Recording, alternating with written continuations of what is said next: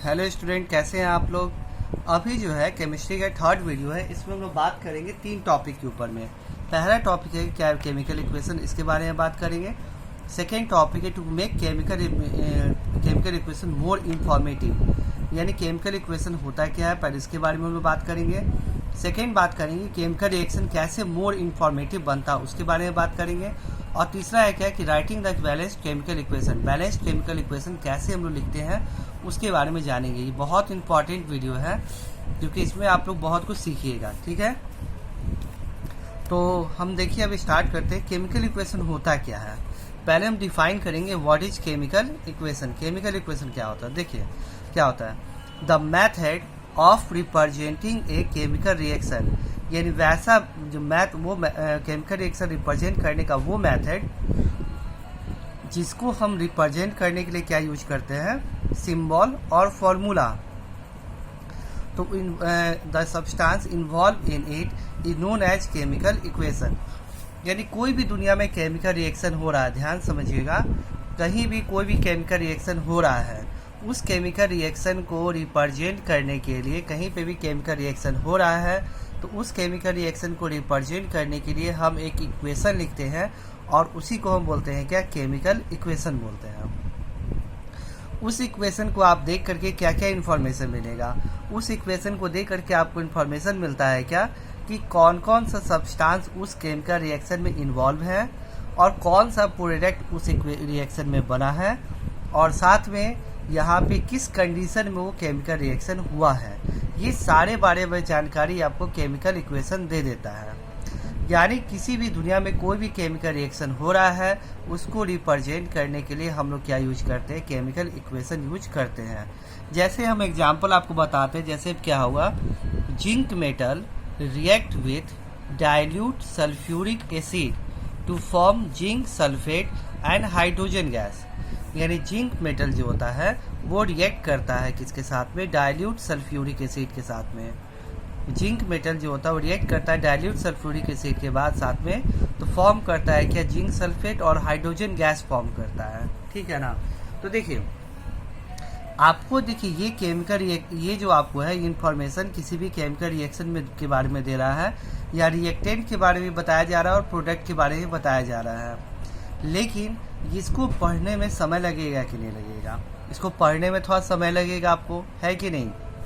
इसीलिए इस समय को दूर करने के लिए एक और उपाय है, हम इसको इतना पढ़े नहीं, एक सिंबल के फॉर्म में यहाँ लिख दें और इसको देखते ही समझ में आ जाए कि क्या हो रहा है इस केमिकल रिएक्शन में, ठीक है ना। तो ये आपको सिंपली जो होता है केमिकल रिएक्शन के बारे में इंफॉर्मेशन है। अब इस इंफॉर्मेशन को हम कन्वर्ट करेंगे वर्ड इक्वेशन के फॉर्म में और केमिकल इक्वेशन के फॉर्म में इसको कन्वर्ट करेंगे, ठीक है ना। ये आपको किसी भी केमिकल रिएक्शन हो रहा है उसका इन्फॉर्मेशन है। इस इन्फॉर्मेशन को हम वर्ड इक्वेशन में और केमिकल इक्वेशन के फॉर्म में कन्वर्ट करते हैं। तो आइए चलते हैं, इसको पहले वर्ड इक्वेशन में कन्वर्ट करते हैं। वर्ड इक्वेशन में लिखेंगे zinc plus sulphuric acid, sulphuric acid, ये दोनों रिएक्ट करेगा तो बनेगा क्या, zinc sulphate, zinc sulphate plus आपको हाइड्रोजन गैस, ये होगा। यानी देखिए अब इसको पढ़ने से ज़्यादा सुविधा है हमको इसको देखना, हम डायरेक्ट इसको देख लेंगे क्या, जिंक जो होता है ये सी है, ये जिंक जो होता है से लिखा गया, हाँ, ये जिंक जो होता है वो सल्फ्यूरिक एसिड के साथ पे रिएक्ट कर रहा है। तो यहाँ पे जिंक है प्लस सल्फ्यूरिक एसिड, इसका मतलब ये हुआ कि जिंक और सल्फ्यूरिक एसिड ये दोनों आपस में रिएक्ट कर रहा है। एरो के बाद में जो होता है लिखा जाता है क्या, जो प्रोडक्ट आता है। तो प्रोडक्ट रूप में जब जिंक और सल्फ्यूरिक एसिड रिएक्ट करेगा तो प्रोडक्ट रूप में क्या बनेगा, आपको जिंक सल्फेट बनेगा और साथ में हाइड्रोजन गैस जो होता है वो आपको रिलीज होगा। यानी प्रोडक्ट के रूप में ये दो चीज़ आपको फॉर्म करेगा। तो इस तरह के इक्वेशन को लिखने को बोलते हैं क्या, वर्ड इक्वेशन बोलते हैं। इस तरह से कोई भी इक्वेशन को आप लिखते हैं तो इसको कहा जाता है क्या, वर्ड इक्वेशन कहा जाता है। चलिए अब हम बात करते हैं केमिकल इक्वेशन, जो कि हम लोग वर्ड इक्वेशन का यूज होता बहुत कम नहीं करते हैं हम लोग। जनरली हम लोग किसी भी केमिकल रिएक्शन को रिप्रेजेंट करने के लिए हम जो होता है केमिकल इक्वेशन जो होता है उसका यूज करते हैं जो कि सिंबॉलिक फॉर्म में हो, सिंबॉलिक फॉर्म में, ठीक है। Chemical equation in symbols, chemical equation को सिंबल्स के फॉर्म में करना, जैसे कि देखिए यहाँ पे जिंक। अब इसको इससे लिखना ज़्यादा इजी ये है आपको, यानी सिंपल इन्फॉर्मेशन जो दिया रहेगा उससे बेटर है कि वर्ड इक्वेशन लिखना।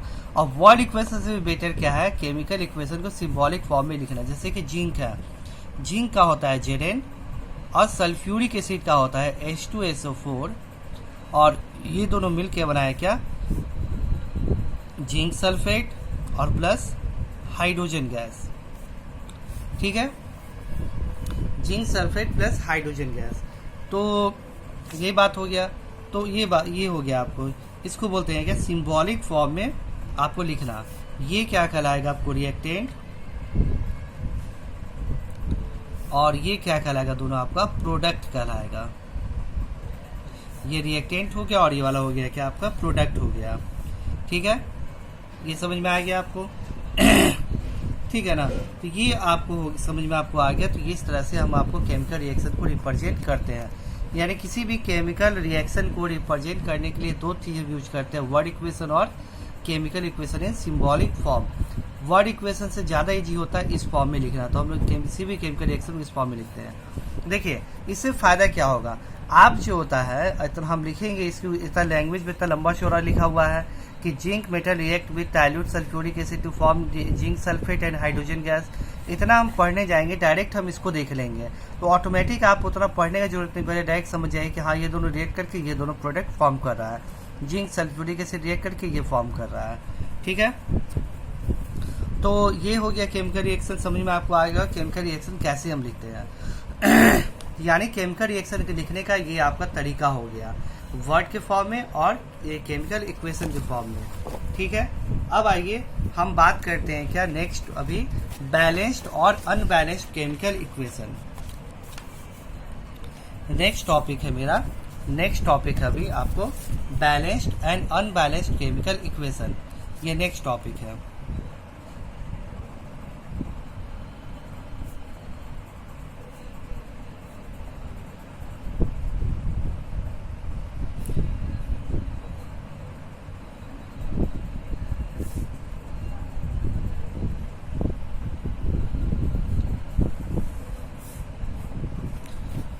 हाँ देखिए, बैलेंस्ड और अनबैलेंस्ड केमिकल इक्वेशन किसे बोलते हैं। पहले बात करते हैं कि बैलेंस्ड केमिकल इक्वेशन किसे बोलते हैं।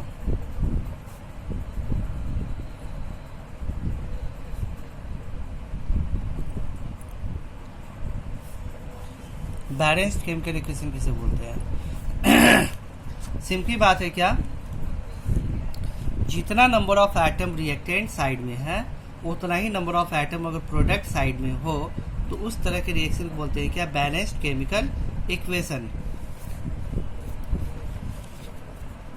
इन balanced chemical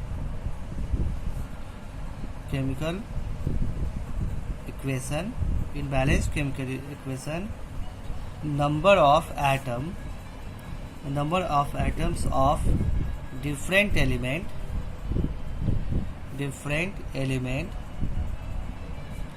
in the reactants and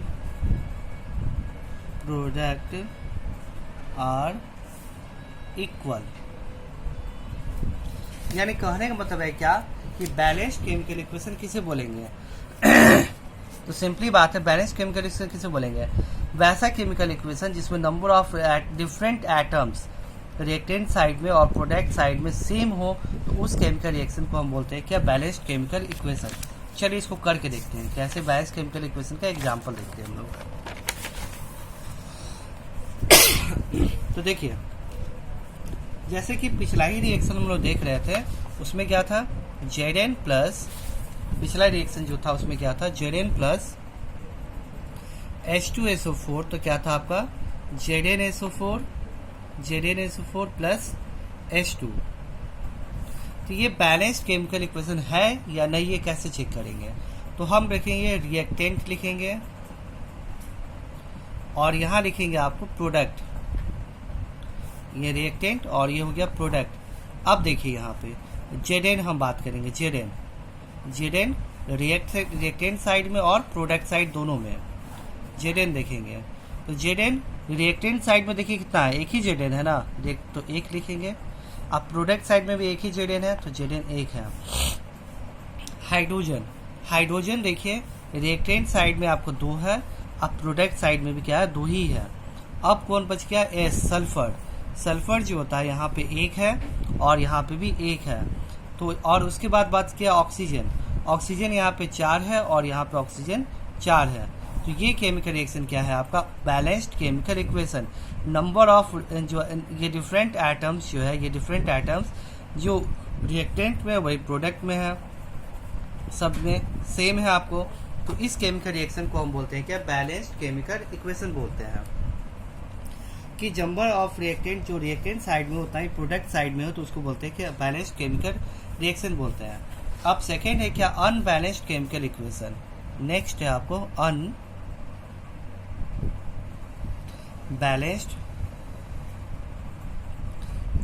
chemical equation. Unbalanced chemical equation क्या होता है, देखिए अब हम बात कर रहे हैं अनबैलेंस्ड केमिकल इक्वेशन। तो सिंपली बात है, जितना एटम आपको रिएक्टेंट साइड में है उतना ही एटम प्रोडक्ट साइड में ना हो, तो उसको बोलते हैं क्या, अनबैलेंस्ड केमिकल इक्वेशन। ठीक है ना। तो इसको डिफरेंशियल लिखने की जरूरत नहीं, टाइम वेस्टिंग है। आप समझ में आ ही गया कि अगर देखिए रिएक्टेंट साइड में जितना एटम्स है उतना ही प्रोडक्ट साइड में एटम है, तो बैलेंस्ड केमिकल इक्वेशन। और अगर रिएक्टेंट साइड में जितना एटम्स है उतना ही एटम्स प्रोडक्ट साइड में नहीं है, उसको बोलते हैं अनबैलेंस्ड केमिकल इक्वेशन। ठीक है। देखिए जैसे कि एग्जाम्पल हम देखते हैं, H2 प्लस O2, ये आपको बनता है H2O। तो आपसे पूछेगा कि बताइए कि ये बैलेंस्ड केमिकल इक्वेशन है या नहीं है। तो चलिए चेक करते हैं। पहले हम बात करते हैं क्या, रिएक्टेंट हो गया, ये रिएक्टेंट हो गया और ये हो गया प्रोडक्ट। ठीक है, ये रिएक्टेंट हो गया और ये प्रोडक्ट हो गया। पहले हाइड्रोजन रिएक्टेंट साइड में हाइड्रोजन 2 है, 2 लिखे, और यहाँ पे रिएक्टेंट साइड में भी 2 है तो 2 लिखे। ऑक्सीजन यहाँ पे 2 है लेकिन ऑक्सीजन यहाँ पे 1 है। देखिए रिएक्टेंट साइड में आपको हाइड्रोजन 2 है, प्रोडक्ट साइड में हाइड्रोजन 2 है, तो ये बैलेंस्ड है, कोई प्रॉब्लम नहीं है। लेकिन ऑक्सीजन का बात करें तो रिएक्टेंट साइड में 2 है लेकिन प्रोडक्ट साइड में 1 ही है, 1 है, तो ये क्या कहलाएगा आपका, अनबैलेंस्ड केमिकल इक्वेशन। यानी सिंपली बात है क्या कि जितना एटम रिएक्टेंट साइड में है उतना ही एटम प्रोडक्ट साइड में नहीं है, इसीलिए इसको बोलते हैं क्या, अनबैलेंस्ड केमिकल इक्वेशन बोलते हैं। ठीक है। ठीक है, तो नंबर ऑफ एटम अगर रिएक्टेंट साइड में जितना होता है प्रोडक्ट साइड में होगा तो उसको बोलेंगे बैलेंस्ड केमिकल इक्वेशन। लेकिन नंबर ऑफ एटम जितना रिएक्टेंट साइड में होता है प्रोडक्ट साइड में नहीं हो तो उसको बोलेंगे क्या, अनबैलेंस्ड केमिकल इक्वेशन। तो ये क्या है आपको, अनबैलेंस्ड केमिकल इक्वेशन है। तो अनबैलेंस्ड केमिकल इक्वेशन को आपको बैलेंस करना पड़ता है। ठीक है ना, बैलेंस करना पड़ता है। तो आपसे ये क्वेश्चन पूछता है कि किसी भी केमिकल रिएक्शन को बैलेंस करना क्यों जरूरी है। Why any chemical reaction need to be balance. किसी भी केमिकल रिएक्शन को बैलेंस क्यों करते हैं हम लोग। ठीक है ना। अब ये क्वेश्चन है कि हम लोग, आपसे कोई भी पूछता है, एग्जाम में पूछता है कि हम लोग जो होता है किसी भी केमिकल रिएक्शन को बैलेंस क्यों करते हैं, उसके पीछे क्या लॉजिक है, आखिर क्यों बैलेंस करते हैं। ठीक है ना। तो आपको क्या बताना है, सिंपली बात है कि आपको बैलेंस किसी में, देखिए आप पढ़ेंगे क्लास 9th में law of conservation of mass, ये लॉ पढ़े हैं ना, law of conservation of mass. इसमें क्या बोलता है, mass of reactant is always equal to mass of product. आप ये 9th क्लास में पढ़े थे ये टॉपिक, ये अभी का हम लोग टॉपिक नहीं, 9th क्लास में पढ़े थे कि law of conservation of mass. Mass of reactant, कहीं भी दुनिया में कोई भी केमिकल रिएक्शन होगा तो वो law of conservation of mass को फॉलो करता है। According to law of conservation of mass of reactant is always equal to mass of product. लेकिन आप अनबैलेंस्ड केमिकल इक्वेशन में देखिएगा तो मास ऑफ रिएक्टेंट कभी भी मास ऑफ प्रोडक्ट के बराबर नहीं होगा। जैसे आप देख लीजिए H2 प्लस O2 बराबर क्या है आपका H2O। मास ऑफ रिएक्टेंट हम निकालते हैं, मास ऑफ रिएक्टेंट। हाइड्रोजन यहाँ पे 2 है, एक हाइड्रोजन का मास 1 होता है, 1 × 2, ये हाइड्रोजन का हो गया, प्लस ऑक्सीजन का मास 16 × 2, यही टोटल हो गया कितना आपका 2 और यहाँ पे 32, यानी 34 AMU हो गया इसका मास। अब वाटर का निकालते हैं, मास ऑफ H2O यानी प्रोडक्ट। तो प्रोडक्ट H2 है तो H2 1 × 2 प्लस 16 × 1, एक ही ऑक्सीजन 16 × 1 यानी क्या हो जाएगा आपको 18 AMU। तो क्या मास of reactant mass of product के बराबर हुआ? क्या नहीं हुआ। इसीलिए आपको हम केमिकल रिएक्शन बैलेंस करते हैं ताकि मास ऑफ रिएक्टेंट और मास ऑफ प्रोडक्ट सेम आए। अगर आपको देखिए इस केमिकल इक्वेशन को, ये केमिकल इक्वेशन क्या law of conservation of mass follow कर रहा है? क्या नहीं कर रहा है ये, क्योंकि मास of reactant mass of product के बराबर नहीं है। जबकि हम 9th क्लास से पढ़े हैं कि आपको लॉ किसी भी केमिकल रिएक्शन को law of conservation of mass follow करना ही है, यानी मास of reactant mass of product के बराबर करना ही है। तो इसीलिए हम लोग किसी भी केमिकल रिएक्शन को बैलेंस करते हैं, ठीक है ना, ताकि वो law of conservation of mass को बैलेंस, आपको लॉ ऑफ कंजर्वेशन मास को फॉलो कर सके, ठीक है ना। तो देखिए हम इसको बैलेंस करके तब इसका हम करते हैं, ये इसका मास निकाल के दिखाते हैं आपको। तो देखिए अब यहाँ पे है आपको H2 प्लस O2 बराबर H2O। आपको हम बताए हैं क्या अभी कि law of conservation of mass को फॉलो करवाने के लिए किसी भी केमिकल रिएक्शन को बैलेंस करना बहुत ही जरूरी है। तो यहाँ पे क्या है H2 प्लस O2 बराबर है H2O, ठीक है। अब चलिए हम यहाँ पे क्या करते हैं, इसको यहाँ पे H2 प्लस O2 H2O है। अब हम इसको क्या करते हैं कि इसको बैलेंस करते हैं। कैसे बैलेंस करेंगे? तो देखिए बैलेंस करने के लिए बुक में आपको किसी भी केमिकल रिएक्शन को बैलेंस करने के लिए बुक में आपको बहुत लंबा चौड़ा चीज़ दिया हुआ है, ठीक है ना। तो उसको जैसे आपको बोलेगा क्या रिएक्टेंट लिखिए, प्रोडक्ट लिखिए, उसको एक एक करके सॉल्व कीजिए। जैसे देखिए बुक में कैसे समझाया हुआ है, अकॉर्डिंग टू बुक हम चलते हैं कैसे समझाता है, ठीक है ना। तो पहले लिखेंगे क्या, नंबर ऑफ, देखिए कैसे बुक में कैसे है बैलेंस करने सिखाया है, number of atom, number of atom in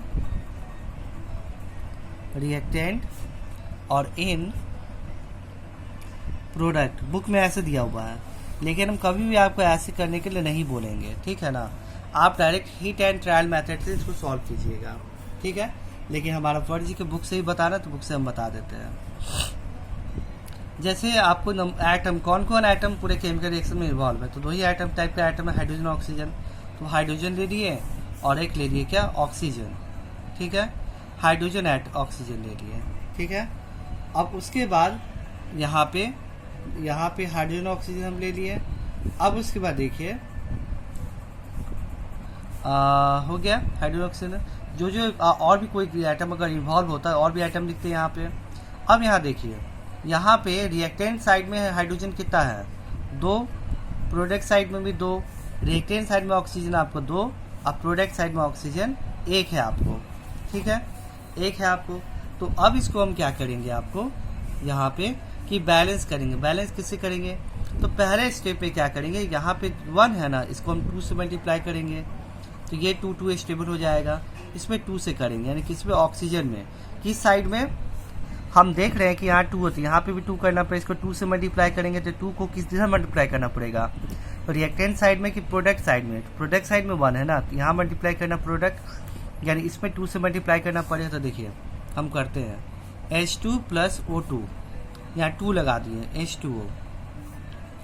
अब देखते हैं कि केमिकल इक्वेशन बैलेंस हुआ है कि नहीं। अगेन ये टेबल आपको बनाना पड़ेगा, अगेन ये टेबल आप बनाइएगा यहाँ पे और लिखिएगा कि atoms, atom in reactant in product और हाइड्रोजन फिर ऑक्सीजन आप लिख दिए। ठीक है, अब देखिए क्या, अब फिर से चेक करेंगे हम लोग। हाइड्रोजन 2 और यहाँ पे रिएक्टेंट साइड में हाइड्रोजन 2, प्रोडक्ट साइड में हाइड्रोजन कितना हो गया, ये 2 लगने का मतलब है 2 इसके लिए भी और इसके लिए भी है, 2 × 2 4 हो जाएगा, यानी हाइड्रोजन 4 हो गया। ऑक्सीजन यहाँ 2, यहाँ पे ऑक्सीजन 2। अब प्रॉब्लम कहाँ फंस गया कि ये दोनों तो बैलेंस हो गया, अब ये अनबैलेंस हो गया। इसको बैलेंस करने के लिए इसको मल्टीप्लाई करना पड़ेगा 2 से, 2 से मल्टीप्लाई करना पड़ेगा। तो 2 से मल्टीप्लाई करने के लिए क्या करेंगे हम, यानी 2 किधर है आपको, रिएक्टेंट साइड में 2 हाइड्रोजन में 2 से मल्टीप्लाई करेंगे, यहाँ पर करना पड़ेगा आपको। तो करते हैं अभी हम, 2H2 + O2 बराबर 2H2O। अब चलिए चेक करते हैं कि ये बैलेंस हुआ कि नहीं केमिकल रिएक्शन। तो फिर टेबल बनाएंगे, atom in reactant in product, atom in reactant hydrogen और ऑक्सीजन। ठीक है, अब यहाँ देखिए हाइड्रोजन ऑक्सीजन दे दिया। अब यहाँ देखिए रिएक्टेंट में क्या है आपको है, 4 हाइड्रोजन है और यहाँ पे 4 हाइड्रोजन है, यहाँ पे 2 ऑक्सीजन है और यहाँ पे भी कितना ऑक्सीजन है, 2 ऑक्सीजन है। जितना number of atom reactant side में उतना ही नंबर ऑफ एटम क्या है आपका प्रोडक्ट साइड में है। तो अब ये केमिकल रिएक्शन क्या हो गया, बैलेंस हो गया। तो फाइनली आपको जो होता है H2 + O2 और 2H2O, ये क्या हो गया आपका बैलेंस्ड केमिकल इक्वेशन हो गया। अब हम इसको law of conservation of mass follow कर रहा है कि नहीं चेक करेंगे। तो देखिए हम यहाँ चेक करते हैं, इतना स्पेस है, इस पर चेक करते हैं। तो इक्वेशन है हमारा H2, इक्वेशन है हमारा क्या, H2 + O2 और ये मिलके बन रहा है क्या, H2O, ये बना। अब ये इक्वेशन बैलेंस हुआ कि नहीं, इसको हम चेक करेंगे। कैसे चेक करेंगे आपको बैलेंस हुआ कि नहीं, तो देखिए आप law of conservation of mass follow कराते हैं। देखिए मास ऑफ रिएक्टेंट कितना होगा, तो देखिए हाइड्रोजन यहाँ पे एक हाइड्रोजन का मास 1 होता है, तो 1 लिखिए, इनटू क्या गो हाइड्रोजन यहाँ पे 4 है तो इंटू 4 प्लस ऑक्सीजन यहाँ पे कितना है आपको 2 गो है 2 और एक ऑक्सीजन का मास कितना होता है 16, तो ये टोटल हो गया आपको कितना 4 प्लस 32 यानी यहाँ 44 36 हो गया 36 AMU। उसके बाद मास ऑफ प्रोडक्ट बराबर क्या होगा आपको, यहाँ पे H2O 2 है, ऐसे करेंगे 2 दोनों के लिए ना, 2 पहले ऐसे लिखेंगे, आप फिर H2O का मास निकालेंगे। H क्या होता है 1 × 2 प्लस 16 × 1, डैट मीन्स हो जाएगा आपको 16 प्लस 2 18 × 2 करेंगे तो 36 AMU हो जाएगा। यानी मास of reactant mass of product के बराबर हो गया कब, after balancing the chemical equation. यानी कहने का मतलब है क्या कि अगर केमिकल इक्वेशन को हम मास बैलेंस करते हैं तो मास of reactant mass of product के बराबर हो जाता है। तो सिंपली बात है, आपको समझ में आ गया होगा कि केमिकल रिएक्शन को बैलेंस हम लोग क्यों करते हैं। केमिकल रिएक्शन को बैलेंस इसलिए करते हैं ताकि वो law of conservation of mass को फॉलो कर सके। ठीक है, किसी भी केमिकल रिएक्शन को हम लोग बैलेंस करते हैं, इस बात को याद रखिएगा। और बैलेंस करने का ये तरीका आपका बुक में दिया हुआ है, इस तरीका को हम लोग को पढ़ना, लेकिन हम कभी भी प्रेफर नहीं करेंगे ये तरीका से आप लोग किसी भी केमिकल इक्वेशन को बैलेंस कीजिए। Direct hit and trial method से आप बैलेंस कीजिए। सिंपली आपको देख के ही पता चल जाएगी कहाँ 2 लगाना है कहाँ नहीं लगाना है, हम आपको करके बताएंगे। चलिए तो अच्छा हम देखते हैं टॉपिक क्या था, टॉपिक क्या क्या इस हम लोग को दिख रहा था। तो ये केमिकल इक्वेशन हो गया आपको। अब हम आते हैं पहले कि to make chemical reaction more informative, ये वाला टर्म है, इस पर हम लोग बात करते हैं। यानी अभी हमारा फिर टॉपिक है, तो आप समझ में आ गया होगा। अभी balancing of chemical equation topic हम लोग आगे पढ़ेंगे, उसमें हम आपको बताएंगे कैसे सॉल्व करना है, कैसे केमिकल इक्वेशन को बैलेंस करना है। फिलहाल अभी हमारा टॉपिक है क्या कि किसी भी केमिकल रिएक्शन को कैसे इंफॉर्मेटिव कैसे बनाएंगे हम लोग, ठीक है ना। तो किसी भी केमिकल रिएक्शन को कैसे इंफॉर्मेटिव बनाएंगे उसके बारे में बात करते हैं। To to make equation more informative, to make equation more informative. किसी भी केमिकल इक्वेशन को मोर इंफॉर्मेटिव कैसे बनाएंगे आपको, ठीक है ना। अभी इसके बारे में हम लोग देखेंगे कि किसी भी केमिकल रिएक्शन को मोर इंफॉर्मेटिव कैसे बनाएंगे, ठीक है। तो इंफॉर्मेटिव, तो आखिर इंफॉर्मेटिव कैसे, मतलब इंफॉर्मेटिव बोलने का मतलब क्या होता है, मतलब कि उस केमिकल रिएक्शन जो होता है, ठीक है ना, उसको देख करके आपको सारा जानकारी मिल जाए, ठीक है ना, तो उसको हम बोलेंगे क्या, केमिकल रिएक्शन वो इंफॉर्मेटिव बन गया है। तो किसी भी केमिकल रिएक्शन को इंफॉर्मेटिव बनाने के लिए हम क्या क्या करते हैं उसके बारे में जानेंगे, तब समझ में आ जाएगा आपको कि इंफॉर्मेटिव होता क्या है। तो पहला, किसी भी केमिकल रिएक्शन को इंफॉर्मेटिव बनाने के लिए हम 3 काम कर सकते हैं। पहला, by indicating the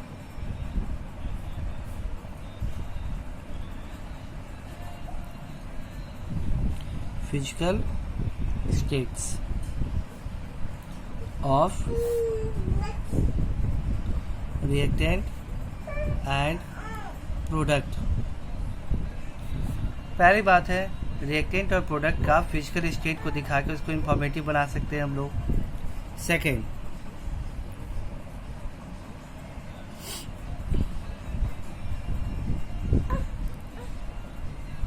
by indicating, पहले हो गया फिजिकल स्टेट, देखिए इसको अंडरलाइन कीजिएगा, यानी किसी भी केमिकल इक्वेशन को फिजिकल स्टेट को दिखा करके मोर इंफॉर्मेटिव हम बना सकते हैं। सेकेंड आपको हो गया क्या, by indicating heat change,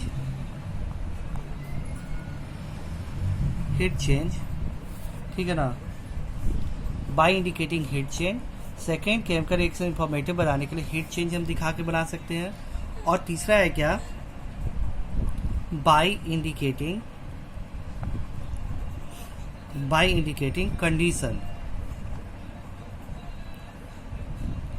condition under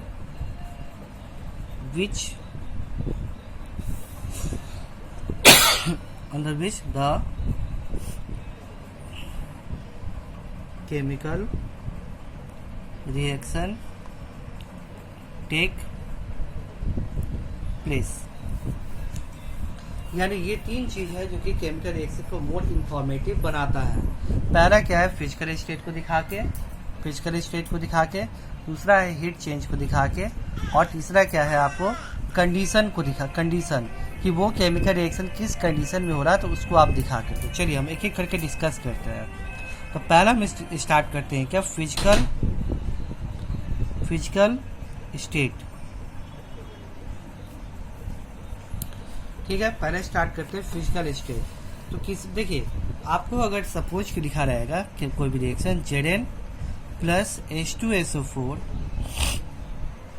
यहाँ होगा क्या, ZnSO4 प्लस H2, ये लिखा हुआ है, ठीक है ना, ये केमिकल रिएक्शन लिखा हुआ है।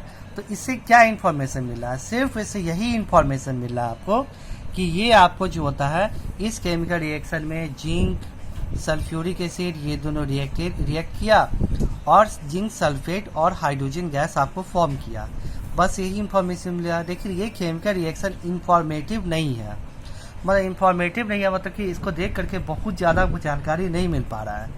इस केमिकल रिएक्शन को इंफॉर्मेटिव कैसे बनाएं, तो पहला इस इक्वेशन को इंफॉर्मेटिव बनाने के लिए पहला यूज करते हैं फिजिकल स्टेट। यानी हम तो ये पता चल गया इस केमिकल रिएक्शन को देख करके कि यहाँ पे कौन कौन सा रिएक्ट करके क्या क्या प्रोडक्ट फॉर्म करे, ये पता चल जा रहा है हमको। लेकिन इसका फिजिकल स्टेट अगर हम दिखा दें तो इससे ये पता चल जाएगा कौन सा जो होता है किस स्टेट में। तो फिजिकल स्टेट का मतलब क्या होता है आपको, फिजिकल स्टेट का मतलब सॉलिड, लिक्विड, गैस, ठीक है ना, सॉलिड, लिक्विड, गैस, और एक हो जाएगा क्या, एक्वस, ठीक है ना। ये स्टेट आपको दिखा, पहले देखिए सॉलिड के लिए सिंबल होता है आपको क्या, सॉलिड के लिए सिंबल हम लोग यूज करते हैं एस का, लिक्विड के लिए सिंबल यूज करते हैं किसका, एल का, गैस के लिए यूज करते हैं सिंबल हम लोग, गैस के लिए जी का यूज करते हैं, और एक्वस के लिए AQ का यूज करते हैं एक्वस के लिए। अब ये आप लोग बोल रहे होंगे एक्वस क्या होता है, एक्वस क्या होता है बताइए। जो भी चीज़ वाटर सॉल्युबल कोई भी चीज़ होता है सब्सटेंस को बोलते हैं क्या, एक्वस सॉल्यूशन बोलते हैं। वाटर सॉल्युबल कोई भी चीज़ होता है तो उसको बोलते हैं क्या, एक्वस सॉल्यूशन बोलते हैं। यानी कोई भी चीज़ अगर वाटर में मिक्स किया गया, उसको घुलाया गया है, तो उस सॉल्यूशन को बोला जाता है एक्वस सॉल्यूशन, तो AQ। तो याद रखिए एक्वस सॉल्यूशन में आप एसिड, आप सॉलिड, लिक्विड, गैस आप पहचान लीजिएगा। एक्वस में कौन कौन आता है, एसिड आता है एक्वस में, बेस आता है और सॉल्ट। ये सब जब भी लिखा रहेगा तो वहाँ पे एक्वस वर्ड का यूज करेंगे। क्यों? क्योंकि याद रखिए कि एसिड, बेस और सॉल्ट ये सब वाटर मिक्स होता है, ठीक है ना। एसिड, बेस, सॉल्ट ये तीनों वाटर मिक्स होता है, इसीलिए ये तीनों क्या होता है, एक्वस होता है। अब क्यों वाटर मिक्स होता है एसिड, बेस, सॉल्ट, हम लोग नेक्स्ट चैप्टर में पढ़ेंगे, एसिड, बेस, सॉल्ट चैप्टर में। एसिड, बेस ये दोनों अपना प्रॉपर्टी तभी शो कर पाता है जब वो वाटर के साथ में डिजॉल्व होता है, बस इतना आपको बता देते हैं। एसिड और बेस अपना प्रॉपर्टी तभी शो कर पाता है जब वाटर के साथ वो डिजॉल्व होता है, इसीलिए वाटर मस्ट है कि एसिड बेस के साथ रहना चाहिए। और सॉल्ट भी बनता है, एसिड बेस को मिलाने पे सॉल्ट बनता है, तो ये दोनों वाटर में होता है तो ये भी वाटर में ही रहेगा। यानी जब भी एक्वस यूज करें तो जनरली हम एसिड बेस और सॉल्ट की जगह पे एक्वस यूज करते हैं। यानी 4 स्टेट फिजिकल स्टेट को हम दिखा करके किसी भी केमिकल रिएक्शन को मोर इंफॉर्मेटिव बना सकते हैं। सॉलिड के लिए एस वर्ड यूज करके, लिक्विड के लिए एल, गैस के लिए जी, और एक्वस के लिए AQ। एक्वस मतलब वाटर सोल्यूबल जो भी चीज़ होता है उसको बोलते हैं एक्वस। चलिए स्टार्ट करते हैं इसको हम इंफॉर्मेटिव बनाना।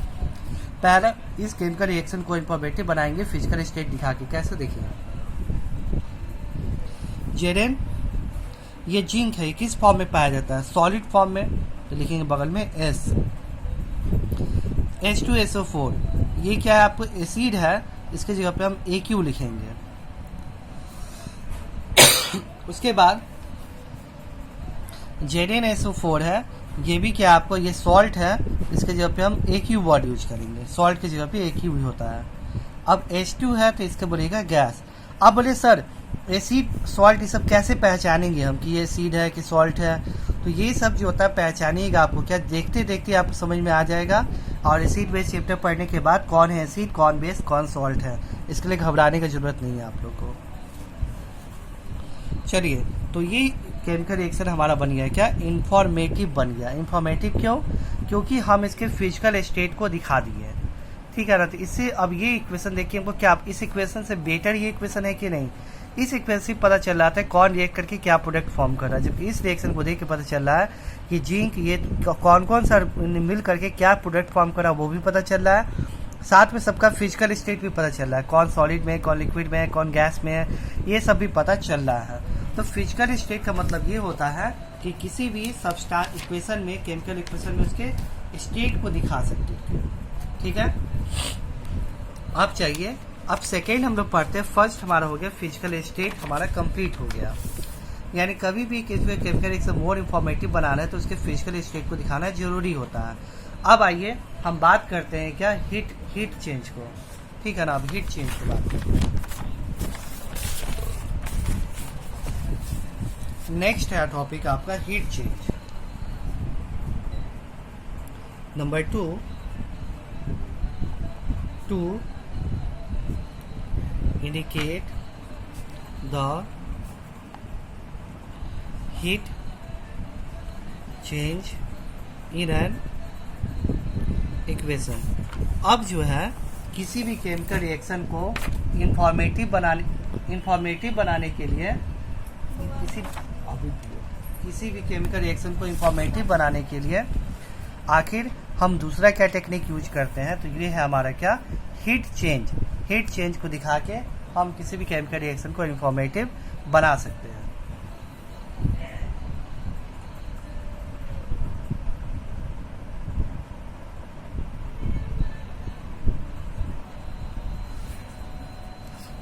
हाँ देखिए, पहली बात है हीट चेंज समझने के पहले आपको एक टर्म यूज समझना पड़ेगा, एक्सोथर्मिक और इंडोथर्मिक ये होता क्या है, ठीक है ना। अभी आपको समझना पड़ेगा कि एक्सोथर्मिक क्या होता है और इंडोथर्मिक क्या होता है। तो देखिए पहले हम बात करते हैं एक्सोथर्मी का। एक्सोथर्मिक रिएक्शन ये क्या होता है? एक्सोथर्मिक रिएक्शन किसे बोलते हैं, ठीक है ना। तो सिंपली बात है वो केमिकल रिएक्शन, ठीक है ना, वो केमिकल रिएक्शन जिसमें आपको हीट रिलीज होता है उसको बोलते हैं एक्सोथर्मिक रिएक्शन, ठीक है ना। तो यहाँ पे जो होता है, जो कहीं पे भी केमिकल रिएक्शन होता है, ठीक है ना, उसमें हीट अगर रिलीज होता है, हीट बाहर निकालता है, उस केमिकल रिएक्शन को हम बोलते हैं क्या? एक्सोथर्मिक रिएक्शन बोलते हैं, ठीक है ना। ये बात आप याद रखिएगा, ठीक है। द केमिकल रिएक्शन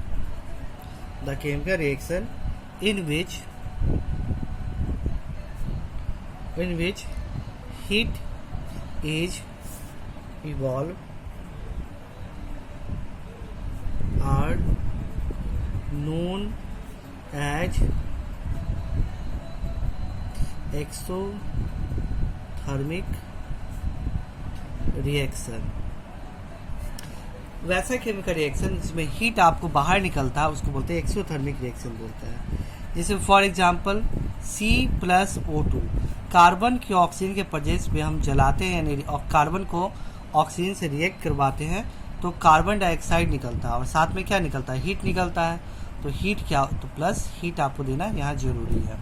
एक बात समझिए गौर से, आपको बहुत सारे केमिकल रिएक्शन जो होता है वो क्या होता है? एक्सोथर्मिक होता है, यानी उस केमिकल रिएक्शन में हीट बाहर निकलता है, आप प्रोडक्ट के रूप में हीट बाहर निकलता है। तो आपको कैसे पता चलेगा कोई भी केमिकल रिएक्शन एक्सोथर्मिक है? सिंपली बात है, दो रिएक्टेंट को आप मिलाइए, मिक्स कीजिए, मिक्स करने के बाद आप उस रिएक्शन होना स्टार्ट होगा। जैसे ये बीकर है, इसमें एक्स वाई दो सब्सटेंस मिलाएं, मिलाने के पहले इस बीकर को छुए, बीकर अपने नॉर्मल जो होता है पोजीशन में था, लेकिन जैसे ही एक्स वाई रिएक्ट किया तो जो भी प्रोडक्ट को आप फॉर्म किया, suppose X Y product form किया और तब दोबारा हम बीकर को जाके छूते तो बीकर क्या हो गया था? गर्म हो गया था। यानी एक्स वाई जब रिएक्ट किया और एक्स और वाई आपस में रिएक्ट करके एक्स वाई प्रोडक्ट फॉर्म किया, इस केस में वो क्या कर रहा है? हीट को रिलीज कर रहा है। हीट को रिलीज कर रहा है तभी ना उसका बीकर जो होता है गर्म हो जाता है। तो ये क्या कहलाएगा? Exothermic reaction. यानी वैसा केमिकल रिएक्शन जहाँ पे हीट आपको रिलीज होता है उसको बोलते हैं एक्सोथर्मिक रिएक्शन। यानी कंटेनर आपको रिएक्शन के बाद कंटेनर हीट हो जाएगा तो उसको बोलते हैं क्या? एक्सोथर्मिक रिएक्शन बोलेंगे, ठीक है। और सेकेंड बात करते हैं क्या? एंडोथर्मिक।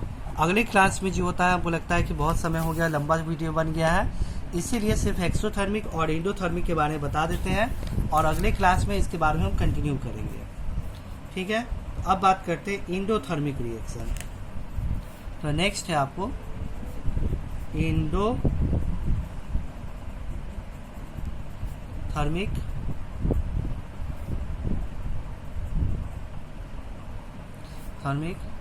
रिएक्शन। एंडोथर्मिक रिएक्शन तो इसे क्या बोलते हैं? Those reaction in which heat is observed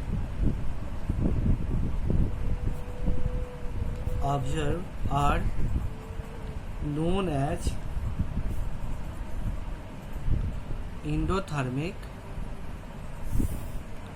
reaction. वैसा केमिकल रिएक्शन जिसमें हीट आपको जो होता है वो लेता है आपको केमिकल रिएक्शन करने के लिए, उस केमिकल रिएक्शन को बोलते हैं क्या? एंडोथर्मिक रिएक्शन बोलते हैं, ठीक है। तो अभी जो होता है हमारा जो होता है ये टॉपिक अधूरा रह गया क्योंकि वीडियो ऑलरेडी 40 मिनट का बन चुका है, अपलोड करने में बहुत दिक्कत होता है। तो नेक्स्ट क्लास में हम लोग पढ़ेंगे फिजिकल स्टेट के बारे में। हम दिखा चुके हैं कि केमिकल रिएक्शन को इंफॉर्मेटिव कैसे बनाते हैं, ये टॉपिक अधूरा रह गया है। इस टॉपिक को अगले क्लास से पूरा करेंगे और केमिकल रिएक्शन कैसे बैलेंस होता है वो अगले क्लास में आपको समझाएंगे। और उसके बाद हम लोग पढ़ेंगे अगले क्लास से types of chemical reaction. 5 type के केमिकल रिएक्शन मुझको पढ़ना है, उसके बारे में बात करेंगे, ठीक है। तब तक के लिए थैंक यू। आप लोग अच्छे से पढ़ाई कीजिए, कोई भी डाउट होता है तो उसको पूछिए ग्रुप में, ठीक है। Thank you.